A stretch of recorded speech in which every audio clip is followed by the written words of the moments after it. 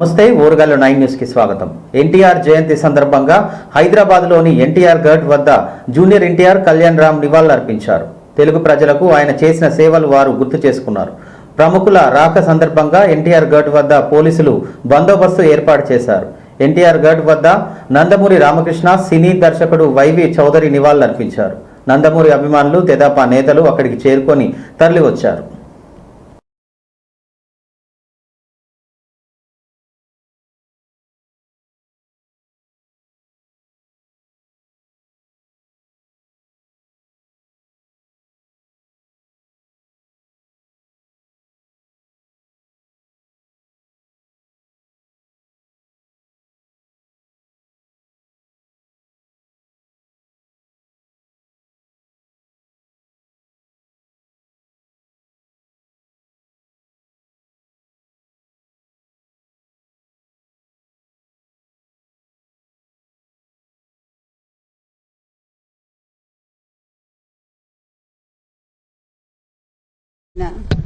మరి ఉత్సవం నిజంగానే ప్రపంచవ్యాప్తంగా తెలుగు వారందరూ ఎంతో అభిమానంతో ఆనందంతో జరుపుకుంటారు.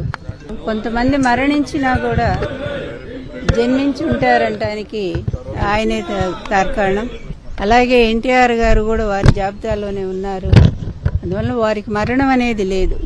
ఎన్టీఆర్ అనే 3 అక్షరాలు ఎంత బలమైనయో, నిజంగానే ఏ పార్టీ వచ్చినా దేశంలో ప్రతి ఒక్కళ్ళు ఆయన పేరు స్మరించకుండా వాళ్ళ రాజకీయం జరగదనేది వాస్తవమైన విషయం. ఒక ప్రాంతీయ పార్టీతో ఆయన దేశవ్యాప్తంగానే ఒక సంచలనం సృష్టించిన మహానుభావుడు. ఇక్కడి వాస్తవం, ఆనాడు రాముడు రావణాసురుని చంపేశాడు, కానీ ఈనాడు రావణాసురుడు చంపేశాడు. అందువల్ల ఈ రాముడి పరిపాలనలో, ఆ రాముడి ఇంట్లోనే రాక్షసంశతో జన్మించిన వాళ్ళు, రాక్షసంశతో ప్రవేశం కలిగించుకున్నటువంటి వాళ్ళు, అడుగుపెట్టినటువంటి వాళ్ళు ఈరోజు ప్రజలను కూడా చాలా రకాల ఇబ్బంది పెడుతూ ఉన్నారు. ఒక రాక్షస పాలన జాగుతూ ఉంది. దానికి తొందరలోనే తప్పనిసరిగా ఒక నిష్కృతి వస్తుందనేది మాత్రం చూస్తూ ఉన్నాము. పదేళ్లలో బీఆర్ఎస్ ప్రభుత్వం ఒక్క గ్రూప్ 1 నోటిఫికేషన్ ఇవ్వలేదని, తాము వచ్చాక ఏడాదిలోనే 59,000 ఉద్యోగాలు ఇచ్చామన్నారు సీఎం రేవంత్ రెడ్డి. తాము ఉద్యోగాల నోటిఫికేషన్లు ఇస్తుంటే ప్రతిపక్షాలు ఓర్వలేకపోతున్నాయని విమర్శించారు.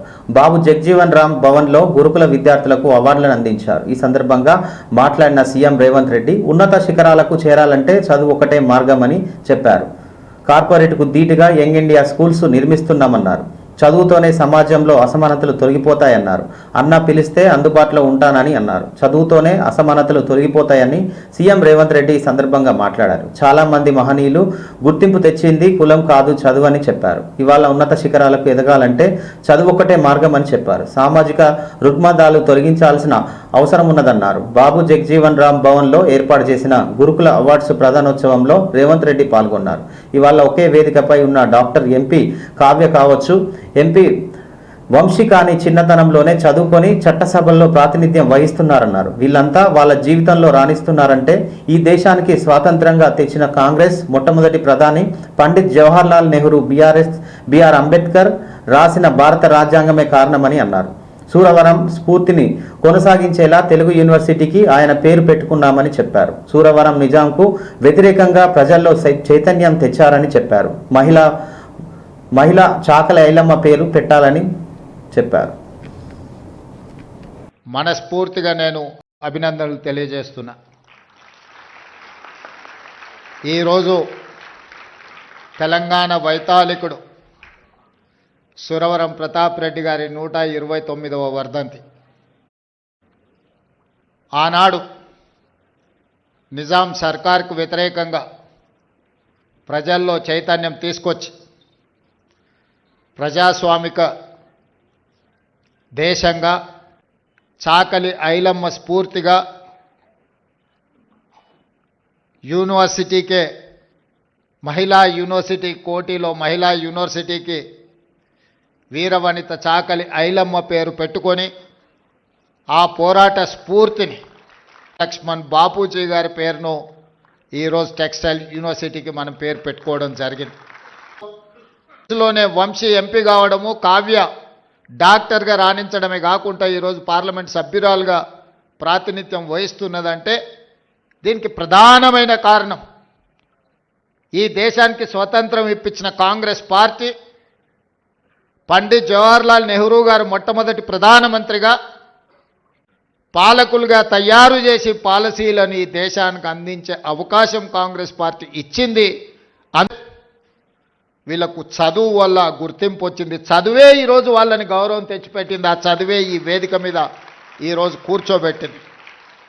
అప్పుడప్పుడు మేము మంచి ఇంగ్లీష్ మాట్లాడాలి ఎవరైనా ఉన్నారా అన్నప్పుడు గడ్డం వినోద్ గారిని నేను చూపిస్తుంటే హెచ్పిఎస్లో బ్రహ్మాండంగా చదువుకొని ఈరోజు మంచి లాంగ్వేజ్ పట్టు ఉన్న ఒక గడ్డం వినోద్ గారిని మేము చూపిస్తుంటాం.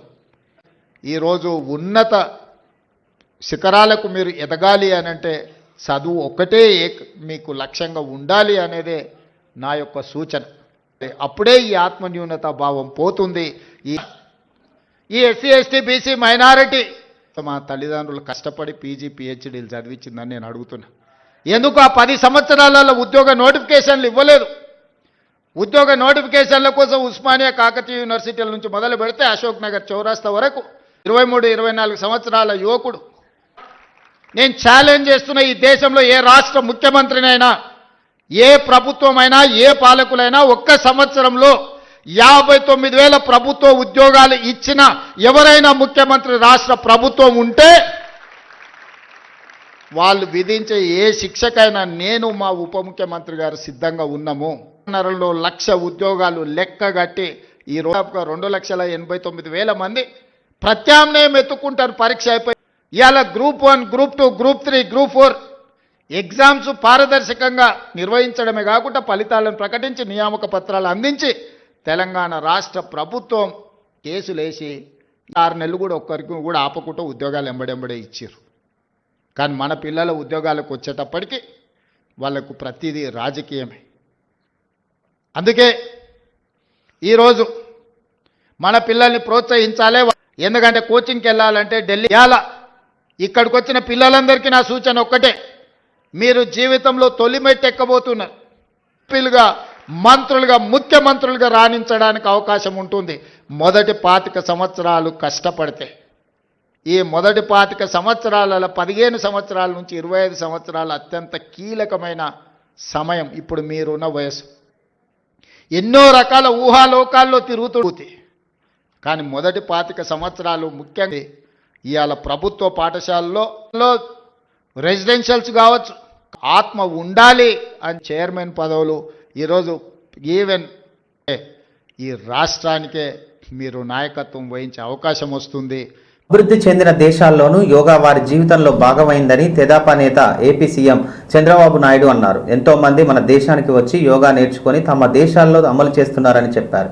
కడపలో 2వ రోజు మహానాడు టీడీపీలో సీఎం మాట్లాడారు. ఒత్తిడిని అధిగమించాలంటే యోగా తప్పనిసరి అని మే 21 నుంచి జూన్ 21 వరకు యోగా నెలగా నిర్వహిస్తున్నామని అన్నారు. విశాఖపట్నంలోని అరెక్ బీచ్ నుంచి భీమునిపట్నం వరకు 25 కిలోమీటర్ల పరిధిలో 5 లక్షల మందితో యోగా చేయబోతున్నామన్నారు. ఒకే ప్రాంతంలో 5 లక్షల మందితో ఇలా చేయడం గిన్నిస్ రికార్డు కాబోతుందన్నారు.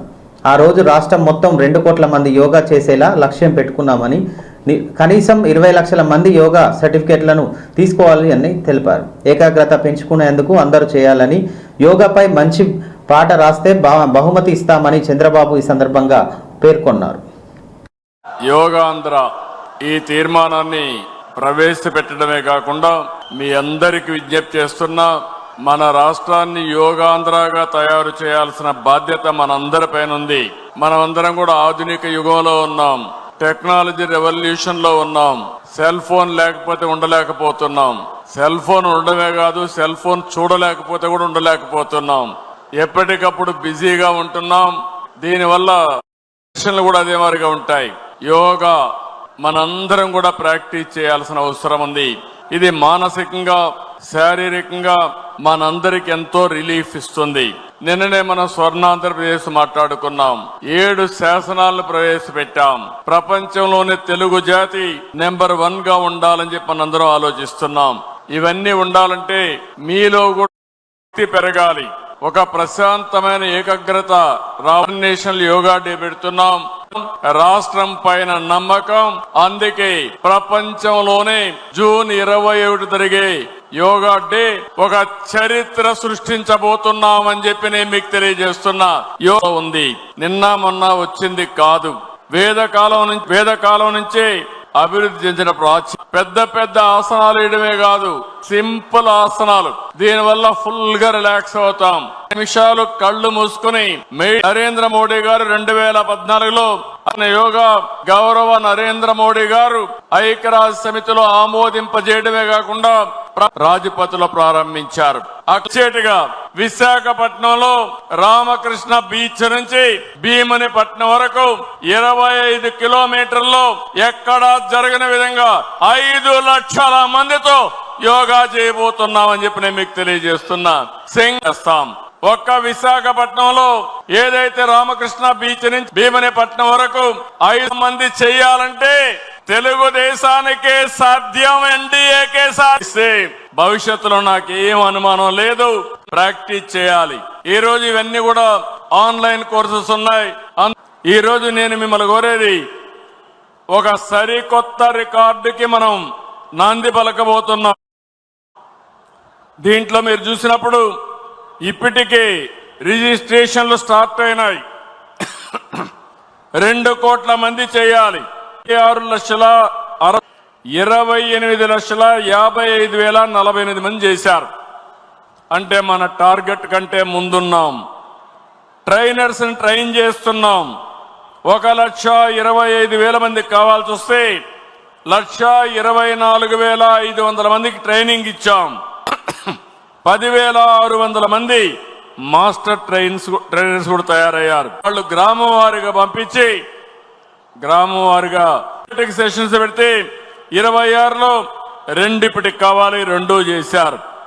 ఇంకో పక్క టూరిస్ట్ స్పాట్స్ లో 100 చేయాలి, ఇప్పటికి 9 చేయాలి. 4,990 చేయాలి, ఇప్పటికి 4,578 చేశారు.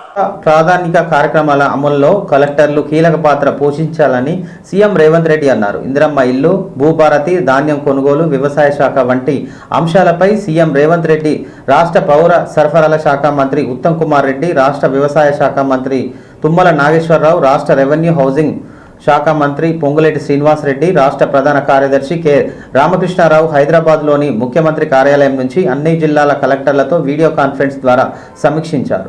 ఈ వీడియో కాన్ఫరెన్స్లో జిల్లా కలెక్టర్ ప్రావీణ్య పాల్గొన్నారు.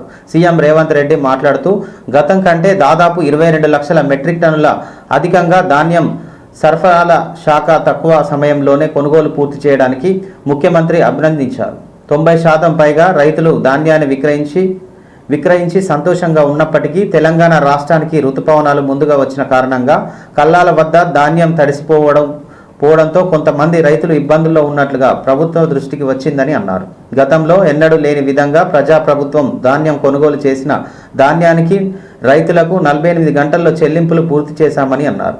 10,50,000 మంది రైతుల దగ్గర నుంచి 64 లక్షల మెట్రిక్ టన్నుల పైగా మద్దతు ధరలకు ధాన్యం కొనుగోలు చేశామని, ప్రభుత్వం చేసిన మంచి పనిని చెప్పుకోవాల్సిన అవసరం ఉందని అన్నారు. ప్రభుత్వం రైతుల సంక్షేమం కోసం మెరుగ్గా పనిచేస్తున్నప్పటికీ అసత్య ఆరోపణలు బలంగా జరుగుతున్నాయని అన్నారు. వీటిని తిప్పికొట్టాల్సిన అవసరం మనందరికీ ఉందని కలెక్టర్లతో వీడియో కాన్ఫరెన్స్ మాట్లాడారు సీఎం రేవంత్ రెడ్డి. డైరెక్టర్ తోటి కానీ మీరు ఎప్పటికప్పుడు టచ్ లో ఉంటే మీ జిల్లాకు కావాల్సినటువంటి ఏ రకమైన విత్తనాలు కావాలన్నా, లేదు మందులు కావాలన్నా, ఎరువులు కావాలన్నా మీకు సప్లై చేసే బాధ్యత మాది. యాడ్ ప్రొక్యూర్మెంట్ సంబంధించి చివరి దశలో కొద్దిగా మిగిలిపోయినటువంటి వాటిని స్పీడప్ చేయడం కోసం ఇచ్చిన డైరెక్షన్ డెఫినెట్ గా అది ఉపయోగపడుతుంది. మనకు మాన్సూన్ ఎర్లీగా రావడం వల్ల దానికి సంబంధించి 1350 కోట్లు రైతులకు విడుదల జరిగింది. ఇంకా 200 కోట్ల నిలుస్తున్నాయి, వాటిని కూడా ఏర్పాటు చేస్తుంటారు. ఈ సంవత్సరం పోయిన సంవత్సరం 2020 నుండి 23 కానీ 24, 23, 24 కానీ లేకపోతే 24, 25లో మనం పోల్చినప్పుడు అత్యధికంగా 64,50,000 మెట్రిక్ టన్నులు వరి ధాన్యాన్ని సేకరణ చేయడం జరిగింది. ఇందులో ఈ వరిధాన్య సేకరణ సివిల్ సప్లైస్ డిపార్ట్మెంట్ లో మినిస్టర్స్ ని కలెక్టర్లని నేను అప్రిషియేట్ చేస్తున్నా. విత్తనాలు రెడీగా ఉంది, ఎక్కడైనా తక్కువ మీ ఇండైరెక్ట్ పోయిన సంవత్సరం పోయిన సంవత్సరం మీకు ఏమేమి విత్తనాలు వాడిలు, ఎంత క్వాంటిటీ ఉన్నది, ఇప్పుడు స్టాక్స్ ఏమున్నాయి, బఫర్ స్టాక్ ఉందా లేదా మీరు వెరిఫై చేసుకొని ఇమ్మీడియట్ గా వ్యవసాయ శాఖతో మీరు కనెక్ట్ అయ్యి మీకు కావాల్సిన ఇండైరెక్ట్ మొత్తం ఇవ్వాలి. అదే విధంగా సమస్యలకు పరిష్కారం భూభారతి చట్టంలో వచ్చింది. అందుకే రెవెన్యూ మంత్రి గారు చెప్పినట్టు జూన్ 3 తారీఖు నుంచి జూన్ 20 తారీఖు వరకు 3వ దశ రెవెన్యూ సర్వీస్లను మనం చూసుకోవాలి. ఈ రోజు మనం ధాన్యం సేకరణ దాంట్లో వచ్చే సమస్యల మీద మాట్లాడాం. వ్యవసాయము ఈరోజు దానికి సంబంధించిన ఎరువులు లేకపోతే విత్తనాలు, నకిలీ విత్తనాలు దానికి సంబంధించి మాట్లాడాం. అదే విధంగా భూభారతి రెవెన్యూ సదస్సుల విషయంలో మాట్లాడినాం, ప్రజలకు అవగాహన కల్పించే దాంట్లో మాట్లాడినాం, తారీఖులు నిర్ణయించుకున్నాం. దాని తర్వాత మనం ఇళ్లకు సంబంధించి కూడా కలెక్టర్లకి ఉన్న అపోహల్ని లిస్టులు కూడా అన్ని పర్ఫెక్ట్ గా చేసుకొని ముందుకు తీసుకెళ్ళాలి. వర్షాలు రాగానే కొంచెం అంటురోగాలు వచ్చే ప్రమాదం ఉంటుంది. దాని రకాల మందులు అందుబాటులో ఉన్నాయా లేదా, డాక్టర్లు ఉన్నారా లేదా, ఎవరైనా లీవ్ మీద లేదా వాళ్ళు కూడా ఈ సీజన్ స్టార్ట్ అయినప్పుడు సీజనల్ డిసీజెస్ కొన్ని ఆటోమేటిక్ వస్తాయి. ఫాలో ఈ సమావేశంలో పాల్గొన్న వాళ్ళందరికీ మరొకసారి నమస్కారాలు తెలియజేస్తూ సెలవు తీసుకుంటున్నాను. ధన్యవాదాలు. టీడీపీ మహానాడు కడపలో ఘనంగా నిర్వహిస్తున్న సంగతి తెలిసిందే. మహానాడు 2వ రోజు బుధవారం మరింత ఉత్సాహం సాగింది. పార్టీ వ్యవస్థాపకుడు నందమూరి తారక రామారావు జయంతి సందర్భంగా కార్యకర్తలకు చిరకాలం గుర్తుండిపోయే కానుక ఇచ్చింది పార్టీ. అదే NTR AI video artificial intelligent technology ద్వారా ఎన్టీఆర్ ప్రసంగించడంలో సభలో ఉన్న వారందరినీ ఆకట్టుకుంది. ఈ వీడియోలో ఎన్టీఆర్ బల లోకేష్ అంటూ మనవడు లోకేష్ను పొగడ్తలతో ముంచెత్తడం హైలైట్గా నిలిచింది. మహా వేడుకల పశుమయమై జరుగుతున్న ఈ మహానాడు పండుగ వేళ 10 కోట్ల తెలుగు తమ్ముళ్లకు, ఆడపడుచులకు, రైతన్నలకు, శ్రమజీవులకు, విదేశాల్లో తెలుగు కీర్తి పతాకాన్ని రెపరెపలాడిస్తున్న మన బిడ్డలకు, వివిధ రంగాలలో ప్రతిభ చూపిస్తున్న కళాకారులకు, మేధావులకు, శాస్త్రవేత్తలకు, ముఖ్యంగా నా పసుపు జెండాను గుండెల మీద మోస్తున్న తెలుగుదేశం కార్యకర్తలకు నా హృదయపూర్వక నమస్సుమాంజలంటూ సాగిన ఎన్టీఆర్ ఏఐ వీడియోలో లోకేష్ ప్రస్తావన పార్టీలో క్యాడర్ నింపింది. మానవ సేవలో పార్టీ కార్యకర్తలు, సామాన్యులకు అండగా ఉంటున్న నా మనవడు లోకేష్ను చూస్తుంటే ముచ్చటేస్తుందని బలా మనవడ బలా అంటూ లోకేష్ను అభినందించారు. కుండెల మీద మోస్తున్న తెలుగుదేశం కార్యకర్తలకు నా హృదయపూర్వక నమస్సుమాంజలి. సరిగ్గా 43 ఏళ్లయింది నా తెలుగు వారి కోసం, నా తెలుగు జాతి ఆత్మ గౌరవం నిలపడం కోసం తెలుగుదేశం పార్టీ స్థాపించి. నేను స్థాపించాను అనే కన్నా పుట్టింది అనాలేము. ఎందుకంటే ఆనాడు కార్మికుడి చెమట నుంచి, కర్షకుల రక్తం నుంచి, చాడి తప్పి బాధ నుంచి పుట్టింది తెలుగుదేశం. కులమత వర్గాలకు అతీతమైన నవ సమాజానికి సరైన నిర్వచనం చెప్పేందుకే తెలుగుదేశం పుట్టింది. పేదకు కనీస అవసరాలైన పూటకు పక్కెడన్నం, తన దాచుకోవడానికి పక్కా ఇల్లు, గౌరవం నిలుపుకోవడానికి ఒంటి మీద వస్త్రం, వీటితో పాటు రైతన్నల సంక్షేమం, ఆడపడుచుల అభ్యుదయం, బలహీన వర్గాలకు పాలనాధికారం, వీటిని అందించడం కోసం మొదలైన తెలుగుదేశం ప్రస్థానం ఆ తరువాత ఎన్నో మలుపులు తిరిగింది. కొత్త జగతికి, అపూర్వ ప్రగతికి బాటను వేసింది. హైదరాబాద్, సికింద్రాబాద్ లకు ట్యాంకు బండతో నేను సాంస్కృతిక వారధి కడితే, ఆ తరువాత సైబరాబాద్ అనే కొత్త నగరాన్ని పుట్టించి తెలుగు నేలకు, ఆధునిక ప్రపంచానికి సాంకేతిక వారధిని కట్టించిన వాడు చంద్రబాబు. లక్షల రూపాయల జీతం గురించి ఏమారైనా కలగన్నామా? దాన్ని సాధ్యం చేసింది నా తెలుగుదేశం ప్రభుత్వమే అని చెప్పడానికి మాకు గర్వకారణంగా ఉంది. డ్వాక్రా సంఘాలతో నా ఆడపడుచులు సాధించిన ఆర్థిక స్వాతంత్ర్యం చూసి నాకు సంతృప్తిగా ఉంది. గోదావరిని కృష్ణమ్మతో కలిపేటి ఎప్పుడో పోలవరం తెలుగు వారికి దేవుడిచ్చిన వరంగా రూపొందే శుభదినమెప్పుడో అని ఆనాడు నేను పలవరించాను. పట్టి సీమతో ఒకటి నెరవేరింది. పోలవరం పూర్తితో మరొకటి ఇంకా 2 ఏళ్లలో పోతోంది. రెక్కలు ముక్కలు చేసుకున్న డొక్క సగం నిండని పేద ప్రజానీకారికి ఇంత ఆదరవు కల్పించడానికే ఆనాడు కిలో 2 రూపాయల బియ్యం పథకం పెట్టాను. అటువంటిది P4 కార్యక్రమంతో పేదకు పేదరికం నుండి విముక్తిని కలిగించి బంగారు కుటుంబంగా తీర్చిదిద్దే చంద్రబాబు ప్రణాళిక అహో అద్భుతం, మహాద్భుతం. శాతవాహన సామ్రాజ్యానికి ఒకప్పటి రాజధాని నగరంగా బాసిల్లిన అమరావతి పేరిట నేడు నిర్మాణం జరుపుకుంటున్న ఆంధ్రుల రాజధాని నగరం దేవేంద్రుడు సైతం అసూయ పడేలా, మయూరి సైతం అప్పుల పడేలా రూపుదిద్దుకోవాలని మనసారా దీవిస్తున్నాను. క్రమశిక్షణాపూరితమైన అభ్యుదయ సమాజ నిర్మాణ శక్తిగా యువతను మలచడం కోసం ఆనాడు నేను కలను కన్నాను. యువగణానికి ప్రాధాన్యమిచ్చి యువశక్తికి పదును పెట్టి నా కలను నేడు తీరుస్తున్నాడు నా మనవడు లోకేష్. అంతేకాదు, అధికారానికి సరైన నిర్వచనం మానవ సేవ అని ఆనాడు నేను పాటించిన నియమాన్ని నేడు గతంలో ఆచరించి పార్టీ కార్యకర్తకైనా సాధారణ పౌరుడికైనా అండగా నిలుస్తూ నా వారసత్వానికి వన్నెదిస్తున్నాడు లోకేష్. గగన సీమ నుండి ఇది చూసి అయ్యా రే ఫలా ఫలా మనవడా ఫలా అని మురిసిపోతోంది నా మనస్సు. ఈ దేశం మనది, దేశ సమైక్యతే మా సిద్ధాంతం, మా రాష్ట్రాభివృద్ధే మా దేశాభివృద్ధే మా లక్ష్యం అంటూ ఆనాడు నిత్యం నినదించేవాడి.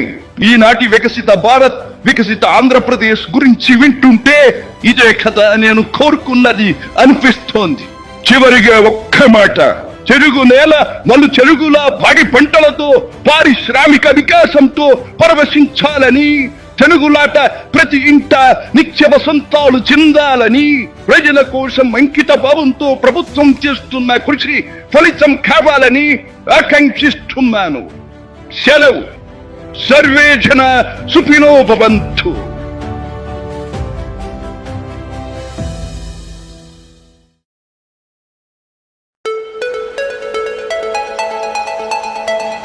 హనుమకొండ నుండి కేవలం 20 కిలోమీటర్ల దూరంలో మండలం గూడూరు విలేజ్ సమీపం పచ్చని చెట్ల మధ్యలో ప్రకృతి అందాలతో పొలాల మధ్యలో సాధన విలేజ్ రిసార్ట్ మీకోసం. Sadhana village resorts, games room, playground, swimming pool, sound system, food supply, మీకు కావలసిన వస్తువులు, 4 ఏసీ కాటేజ్లతో ఆహ్లాదకరమైన ప్రదేశంలో తీర్చిదిద్దాం. Sadhana lodge, AC, non AC room, Alankar centre, Hanamkonda సౌకర్యం కలదు. అతి తక్కువ ధరలతో మీ సాధన విలేజ్ రిసార్ట్స్ మీకు అందుబాటులో. వెంటనే బుక్ చేసుకొని 9949122072 949485960915412612 వాట్సాప్ ద్వారా అతి తక్కువ ధరలతో మీ సాధన విలేజ్ రిసార్ట్స్ మీకు అందుబాటులో.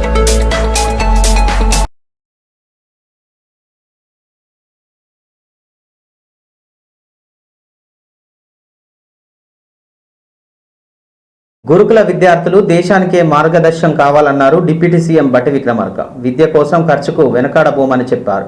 యంగ్ ఇండియా స్కూల్లో అన్ని రకాల పిల్లలు చదువుకుంటున్నారని, 25 ఎకరాలు తగ్గకుండా ఇంటిగ్రేటెడ్ స్కూల్ నిర్మిస్తున్నామన్నారు. ప్రపంచంలోనే ఎక్కడా ఇలాంటి స్కూళ్లు లేవని అన్నారు. తారతమ్యాలు లేని సమాజం నిర్మించడమే లక్ష్యంగా పెట్టుకొని పనిచేస్తున్నామని చెప్పారు. అధికారాన్ని హోదాగా కాకుండా సేవగా భావిస్తున్నామని బట్టి అన్నారు. సంపద పెంచి పేదలకు పంచాలనే ఉద్దేశంతో ముందుకెళ్తున్నామన్నారు. జగ్జీవన్ రామ్ భవన్లో గురుకుల విద్యార్థులకు అవార్డు కార్యక్రమంలో బట్టి విక్రమార్క పాల్గొని మాట్లాడారు. పెద్దలందరికీ, పాత్రికేయ మిత్రులకి, శ్రేయోభిలాషులకి దీని ద్వారా చాలా స్పష్టంగా కనిపిస్తూ ఉంది. అట్లాగే 10th క్లాస్లో టాపర్స్గా ఉన్నటువంటి వాళ్ళని కూడా పిలిచి ప్రోత్సహించి భవిష్యత్తులో ఇంకా బాగా చదువుకోవడానికి కావాల్సిన విధంగా వాళ్ళకు కూడా కొన్ని అవార్డ్స్ ఇచ్చి ప్రోత్సహించే విధానం ఈ గురుకుల పాఠశాలలో చదువుకున్నటువంటి ఎస్సీ ఎస్టీ సబ్ ప్లాన్కి సంబంధించి వేయటం కుదరదు, మనం తప్పనిసరిగా అమలు చేయాల్సిందే అని చెప్పి గత ప్రభుత్వంలో మిగిలిపోయి ఉన్నటువంటి 13,223 కోట్ల రూపాయలు కూడా క్యారీ ఫార్వర్డ్ చేసి ఈ రాష్ట్రం ఈ సంవత్సర బడ్జెట్లో కూడా దాన్ని ఎలా చేసి ఈరోజు మనం ముందుకు పోతా ఉన్నాం. వదిలిపెట్టలే డబ్బులు చేసేటువంటి వ్యవస్థ ఉండాలి. ఆ ఉద్దేశంలో ఒక సువర్ణ అధ్యక్షాన్ని రాయగలిగామనంటే కేవలం ఆ తపన ఉంది కాబట్టి చేయగలుగుతాం. సదుపాయాలతో అదే గదిలో పడుకోవటం, బహుశా ఇది కూడా చాలా రాష్ట్రాల్లో ఇంతవరకు చేయలేదు. కాదే, గత 10 సంవత్సరాలు కూడా ఈ ఆదాయం ఉంది. 200% కాస్మెటిక్ ఛార్జెస్ పెంచి ఆలోచన చేసి మేము కూడా గత పాలకుల్లాగా మాటలు చెప్పొచ్చు, బాధ్యతగా భావించి పనిచేస్తూ ఉన్నాము. అందుకే ప్రతిరోజు, ప్రతి వారం, ప్రతి నెల ఆదాయం ఎంత వస్తూ ఉంది, ఖర్చు దేనికి పెడతా ఉన్నాం, భవిష్యత్తులో ప్రణాళికలు తయారు చేస్తాం. మనవి చేస్తూ సెలవు. పాఠశాలలో చదువుకునేటువంటి విద్యార్థులు 100 కోట్ల రూపాయలతో ఆ ఉద్దేశం. ఈ విడత పద్మ పురస్కారాల ప్రధానోత్సవం ఢిల్లీలోని రాష్ట్రపతి భవన్లో ఘనంగా నిర్వహించారు. రాష్ట్రపతి ద్రౌపది ముర్ము చేతుల మీదుగా పద్మ అవార్డులు అందుకున్నారు ప్రముఖులు. ఈ కార్యక్రమంలో ఉపరాష్ట్రపతి జగదీప్, ప్రధానమంత్రి మోడీ, కేంద్ర మంత్రులు, అవార్డు గ్రహీతల కుటుంబ సభ్యులు పాల్గొన్నారు. రిటైర్డ్ జస్టిస్ జగదీష్ సింగ్ ఖేహార్, ప్రముఖ ఫోక్ సింగర్ శారదా సిన్వాలకు పద్మభూషణ్ అవార్డులు అందించారు. ఇక ప్రముఖ నటి ఫోక్ డ్యాన్స్ విభాగంలో పద్మభూషణ్ అందుకున్నారు. ఇక తెలుగు రాష్ట్రాల నుంచి మందకృష్ణ మాదిగ, కేఎల్ కృష్ణ, వదిరాజ్, రాఘవేంద్రాచార్య, పంచముఖి తదితరులు పద్మ అవార్డులను అందుకున్నారు. గణతంత్ర దినోత్సవ సందర్భంగా ప్రకటించిన పద్మ అవార్డులు తొలి విడతలో ఏప్రిల్ 28న ప్రదానం చేశారు. తెలుగు రాష్ట్రాల నుంచి వైద్య విభాగంలో పద్మభూషణ్ పురస్కారానికి ఎంపికైన డాక్టర్ దువ్వూరి నాగేశ్వర్ రెడ్డి, కళారంగంలో పద్మభూషణ్కు ఎంపికైన సినీ నటుడు బాలకృష్ణ, పద్మశ్రీకి ఎంపికైన మడుగుల నాగఫణిశర్మ రాష్ట్రపతి చేతుల మీదుగా ఈ విశిష్ట పౌర పురస్కారాలను అందుకున్నారు. ఈ ఏడాది గాను 7గురికి పద్మభూషణ్, 19 మందికి పద్మభూషణ్, 113 మందికి పద్మశ్రీ పురస్కారాలను కేంద్రం ప్రకటించింది. ఇందులో సోమవారం 4గురికి పద్మభూషణ్, 10 మందికి పద్మభూషణ్, 57 మందికి పద్మశ్రీ అవార్డులను రాష్ట్రపతి అందజేశారు. ఇందులో సినీ నటుడు అజిత్, క్రికెటర్ రవిచంద్రన్ అశ్విన్, ఇతర ప్రముఖులు ఉన్నారు.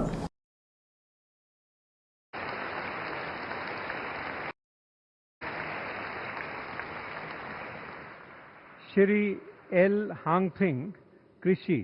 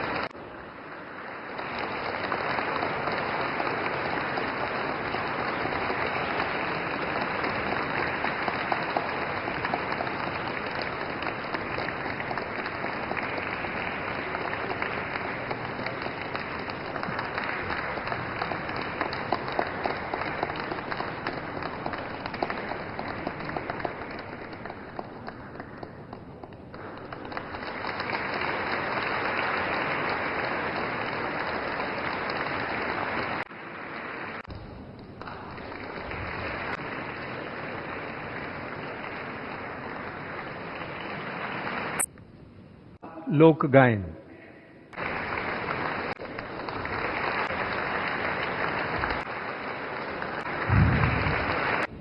सुभाष, प्रोफेसर कला, श्रीमती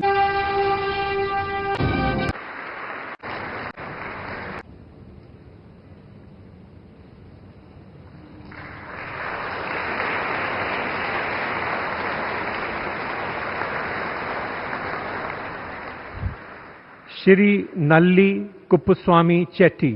పశ్చిమ విద్యాసిగలో మరో మైలురాయి దాటిందని ఈ మహోత్తర ఘట్టానికి 200 కోట్లతో జీవో జారీ చేసిన రాష్ట్ర ముఖ్యమంత్రి యనుమల రేవంత్ రెడ్డికి, డిప్యూటీ సీఎం బట్టి విక్రమార్కకు జిల్లా నియోజకవర్గ ప్రజల పక్షాన ప్రత్యేకమైన ధన్యవాదాలు తెలిపారు వరంగల్ పశ్చిమ నియోజకవర్గ శాసనసభ్యులు నాయని రాజేందర్ రెడ్డి. ఈ సందర్భంగా మాట్లాడుతూ ప్రధాన విద్యా వ్యవస్థను ప్రతిష్టంగా ఉన్న నగరంలో 200 కోట్లతో ఇంటిగ్రేటెడ్ పాఠశాల ఏర్పాటు చేయడం ద్వారా వరంగల్ పశ్చిమ నియోజకవర్గం విద్యా హబ్గా మారనున్నదని తెలిపారు.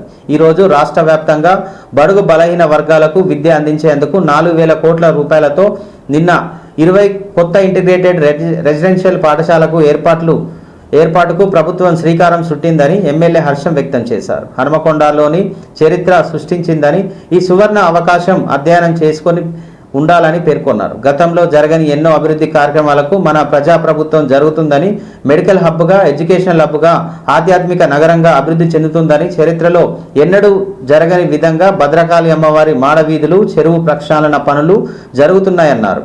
నిన్న ఒక్కరోజే పశ్చిమ నియోజకవర్గానికి మరో 2 కీలక అభివృద్ధి జీవోలను ప్రభుత్వం మంజూరు చేసిందని, రానున్న రోజుల్లో మీడియా ముందుకు తీసుకువస్తామని నాయని రాజేందర్ రెడ్డి మాట్లాడారు.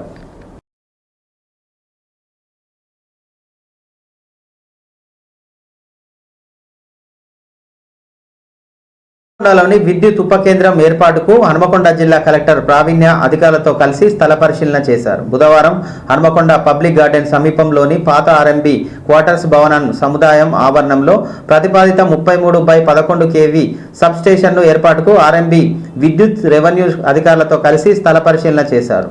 స్థల విస్తీర్ణం, భవన వివరాలను ఆర్ఎంబి ఈఈ సురేష్ బాబును అడిగి తెలుసుకున్నారు. స్థలానికి సంబంధించిన మ్యాప్ను కలెక్టర్ పరిశీలించారు. ఈ సందర్భంగా విద్యుత్ శాఖ SE Madhusudan, DE Sambareddy, revenue, RMB అధికారులు తదితరులు పాల్గొన్నారు.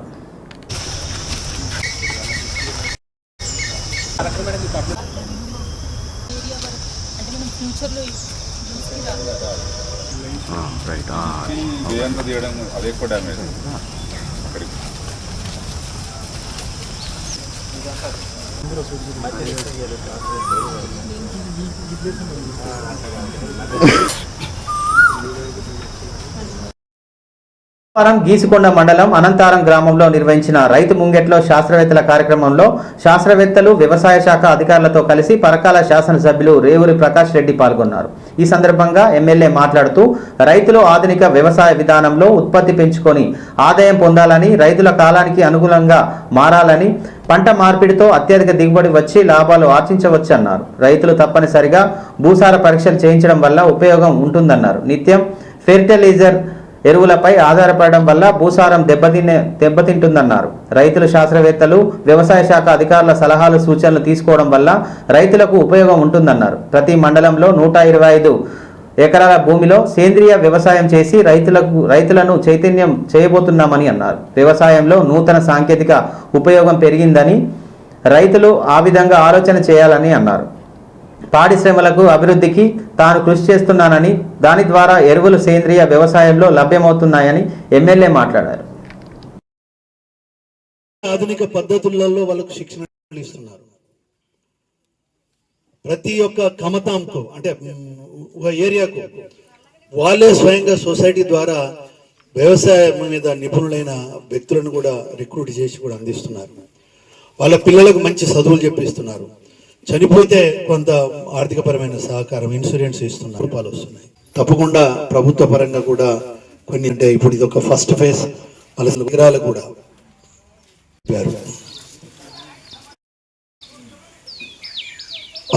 సైంటిస్ట్గా తన అనుభవాలు, మందులు, రసాయనిక ఎరువుల యొక్క వాడకానికి సంబంధించి ఏ మోతాదులో వాడాలి, ఏ విధంగా వాడాలి ఒక అవగాహన.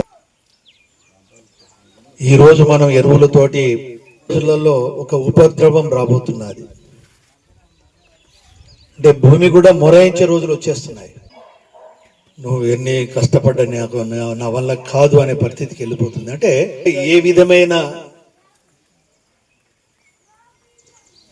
విధమైన మనము 2028, 17, 18 ఆ పంట తిన్న తర్వాత మనకు రోగాలు వస్తున్నాయి, మనం దవాఖానకు పోతున్నాం, మనం సంపాదించే దాంట్లో పెంచవలసిన పరిస్థితి రైతులకు వచ్చిందనే విషయాన్ని 10 ఎకరాలనే దానికన్నా కూడా 50 ఎకరాల దానికన్నా దానికి బలం చేకూర్చే ఎరువును మనము వేసుకునే వాళ్ళం సంవత్సరము. ఆ రోజులలో కూడా చూశాను, ఇంట్లో నింపుకొని పోసుకునేది. అదేవిధంగా మన ఎరువును మనము మిత్ర వాలంటీర్లు ప్రకృతి విపత్తులు, ఆపద సమయంలో బాధ్యతతో తమ సేవలను అందించాలని హన్మకొండ జిల్లా కలెక్టర్ ప్రావీణ్య అన్నారు. బుధవారం హన్మకొండ జిల్లా మడికొండ శివార్లోని దుర్గాబాయి మహిళా శిశు వికాస కేంద్రం ప్రాంగణంలో జిల్లా అగ్నిమాపక శాఖ ఆధ్వర్యంలో ఆపద మిత్ర వాలంటీర్ల శిక్షణ కార్యక్రమం జిల్లా కలెక్టర్ జ్యోతి ప్రజ్వలన చేసి ప్రారంభించారు.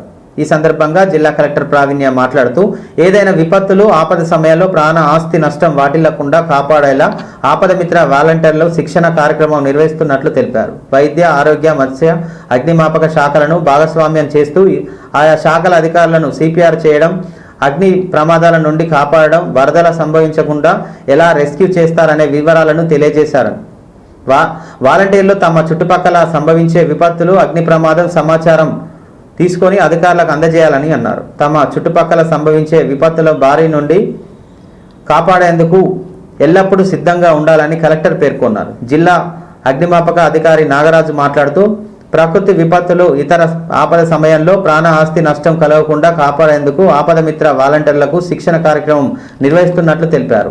ఆపద మిత్ర వాలంటీర్లకు 12 రోజుల పాటు ప్రకృతి విపత్తుల ఆపద సమయాలలో ఏ విధంగా కాపాడవచ్చనే వివరాలను శిక్షణ కార్యక్రమంలో తెలియజేస్తున్నట్లుగా పేర్కొన్నారు.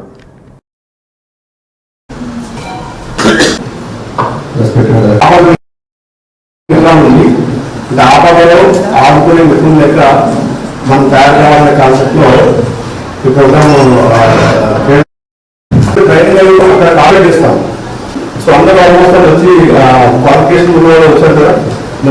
మొదటిసారిగా ఇట్లాంటి ట్రైనింగ్ ప్రోగ్రామ్ లో మన గౌరవ కలెక్టర్ గారు చొరవ తీసుకుని ప్రతి పార్టిసిపెంట్ కి కూడా అలయన్స్ 300 రూపీస్ పర్ డే ని. Good morning. వేరే వేరే వర్క్స్ లో బిజీ ఉన్నారని చెప్పి వాలంటీర్స్ కూడా అప్పుడు ముందుకి రాలేదు. కానీ ఇప్పుడు కొంచెం హాలిడేస్ ఉంది, గ్యాప్ కూడా ఉంది కాబట్టి ఈ సీజన్ లో మనకి వచ్చే మాన్సూన్ కంటే ముందు ఈ ట్రైనింగ్ అనేది కంప్లీట్ చేయాలి అనుకున్నాం. To understand. రెండోది మనకి మన జిల్లాలోనే టు ది ఎక్స్టెంట్ పాసిబుల్ ఉండాలి వాళ్ళు. మూడోది ఫ్యూచర్ లో కూడా వాళ్ళు మెయిన్ 3 రీజన్స్ తో మనము సెలెక్ట్ చేసుకున్నాము. అన్నది పడుతున్నారు అనే ఉద్దేశంతో నీడెడ్ డే ప్రోగ్రామ్. ఎవరైనా మీ రెస్పాన్స్ ఎలా ఉండాలి. And last but not least any other types of disasters. So మనకి ఎప్పుడు కూడా చూస్తూ ఉంటాము, సడన్ గా మనకి ఎర్త్ క్వేక్స్ అవ్వచ్చు, ఆర్ ఫ్లడ్స్ అవ్వచ్చు, extremely heavy rainfall, thunderbolt, or lots of disasters. The method to disaster management గా అధైర్యపడవద్దని, రైతులకు ప్రభుత్వం ఎప్పుడూ అండగా ఉంటుందని, అధికారులు క్షేత్రస్థాయిలో ధాన్యం కొనుగోలు, రవాణా వేగవంతం చేయాలని జిల్లా కలెక్టర్ డాక్టర్ సత్యశారద ఆదేశించారు. బుధవారం జిల్లా కలెక్టర్ డాక్టర్ సత్యశారద వరంగల్ జిల్లా మండలం కేంద్రంలోని ఖానాపూర్, పెద్దమ్మగడ్డ, మానబోతులగడ్డ గ్రామాలలో ధాన్యం కొనుగోలు కేంద్రాలను, పర్వతగిరి మండలంలోని వ్యవసాయ మార్కెట్ యార్డులో గల ధాన్యం కొనుగోలు కేంద్రాల్లో ధాన్యం సేకరణ, రవాణా తదితర అంశాలను క్షేత్రస్థాయిలో విస్తృతంగా పర్యటించి పరిశీలించారు. జిల్లాలోని అకాల వర్షాలు కురుస్తున్న నేపథ్యంలో ధాన్యం కొనుగోలు కేంద్రాలను ఆకస్మిక తనిఖీలు చేసి రైతులు పండించిన వరి ధాన్యం పట్ల తడవకుండా తీసుకోవాల్సిన జాగ్రత్తలను కలెక్టర్ పరిశీలించి సమర్థ నిర్వహణకు పలు సూచనలు చేశారు. రైతులతో కలెక్టర్ నేరుగా మాట్లాడి ఏమైనా సమస్యలు ఉన్నాయా అని తెలుసుకున్నారు. ఈ సందర్భంగా కలెక్టర్ మాట్లాడుతూ ప్రభుత్వం సూచించిన ప్రకారం రైతుల నుండి ధాన్యం పక్కాగా సేకరించడం జరుగుతుందని, ఎలాంటి ఆందోళనకు రైతులు గురికావద్దని కలెక్టర్ సూచించారు. రైతులకు ఎలాంటి ఇబ్బందులు లేకుండా కొనుగోలు చేయాలని, కొనుగోలు చేసిన ధాన్యాన్ని వెంటనే రైస్ మిల్లులకు తరలించాలని నిర్వాహకులకు ఆదేశించారు.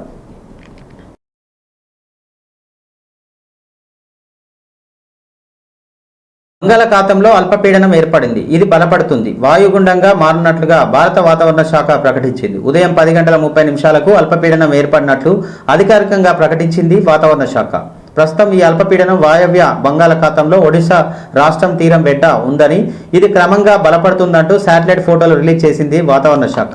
మే 29 తేదీన సాయంత్రం నాటికి అల్పపీడనం బలపడి వాయుగుండంగా మారున్నట్లు భారత వాతావరణ కేంద్రం వెల్లడించింది. వాయుగుండంగా మారిన తర్వాత ఇది ఉత్తర బంగాళాఖాతం వైపు పయనిస్తుందని, పశ్చిమ బెంగాల్, బంగ్లాదేశ్ దేశాల మధ్య కేంద్రీకృతమై ఉంటుందని వెల్లడించింది. మే 31 తేదీ నాటికి ఈ వాయుగుండం తన దిశను మార్చుకొని ఏపీ తీరం వైపు రావచ్చని అంచనా వేస్తున్నారు వాతావరణ శాఖ అధికారులు. జూన్ 1 తేదీ వరకు ఈ వాయుగుండం ఎఫెక్ట్ ఉంటుందని, అప్పటి వరకు మత్స్యకారులు అప్రమత్తంగా ఉండాలని, సముద్రంలో వేటకు వెళ్లొద్దని ఏపీ, ఒడిశా రాష్ట్రాల మత్స్యకారులకు హెచ్చరికలు జారీ చేశాయి. ప్రస్తుతం అల్పపీడనం ఏర్పడిన ప్రాంతాన్ని ఖచ్చితంగా గుర్తించడం జరుగుతుందని, ఇది బలపడే కొద్దీ దాని దిశ వేగంగా క్లారిటీ వస్తుందని స్పష్టం చేసింది భారత వాతావరణ శాఖ.